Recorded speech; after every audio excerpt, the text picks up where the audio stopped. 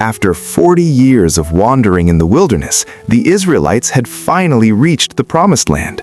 But standing between them and their destiny was the ancient city of Jericho, a fortress with walls so thick and high they seemed impossible to breach.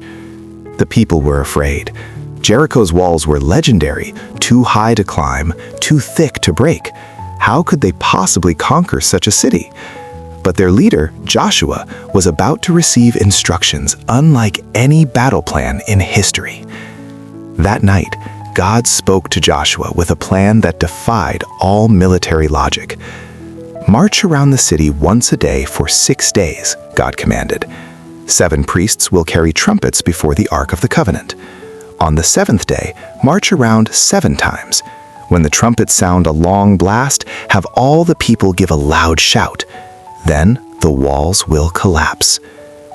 Joshua gathered the people and shared God's unusual commands. There would be no battering rams, no siege towers, no armies charging the gates.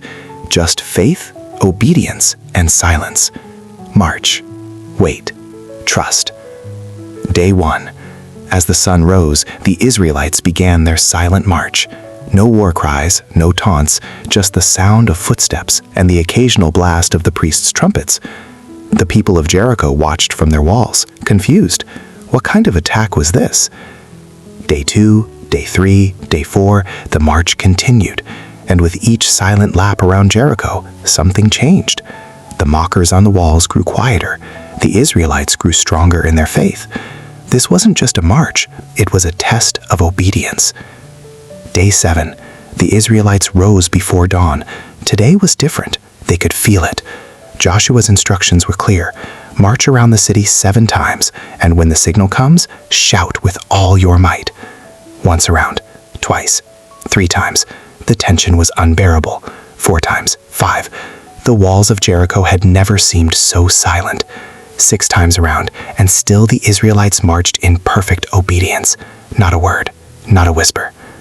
7 times, the priests lifted their trumpets and blew one long, mighty blast. Joshua's voice rang out, "Shout, for the Lord has given you the city!" And the people shouted with everything they had. And the walls of Jericho fell, not from battering rams or siege weapons, but from faith and obedience. The impossible had happened.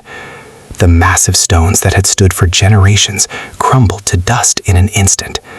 The Israelites entered Jericho, not through military might, but through faith in God's plan. The impossible fortress had fallen, and the Promised Land was theirs. This victory would be remembered